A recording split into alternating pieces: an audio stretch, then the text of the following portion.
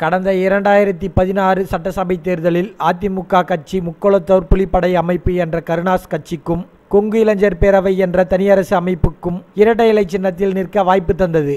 ஜெயலலிதா கொடுத்த இந்த வாய்ப்பால் நடிகர் கருணாஸ் திருவாடனை தொகுதி எம்எல்ஏ ஆனார். அதேபோல் தனியரசும் சட்டசபை உறுப்பினரானார். டிடிவி தினகரன் ஆர்கே நகரில் பிரச்சாரத்துக்கு செல்லும்போது ஓரிரண்டு அமைச்சர்களே உடன் செல்கின்றனர். அந்த அமைச்சர்களும் மக்களுக்கு பரிச்சயமில்லாதவர்கள் என்பதால் யாரும் அவர்களை கண்டுகொள்வதில்லை. இதனால் பிரச்சாரத்துக்கு செல்லும் இடங்கள் எல்லாம் தினகரனே மைக் பிடித்து பேசிக் கொண்டிருக்கிறார். பல இடங்களில் சொன்ன விஷயத்தையே திரும்ப திரும்ப சொல்வதால் அவருடைய பேச்சு ஈர்க்கும்படியாக இல்லை.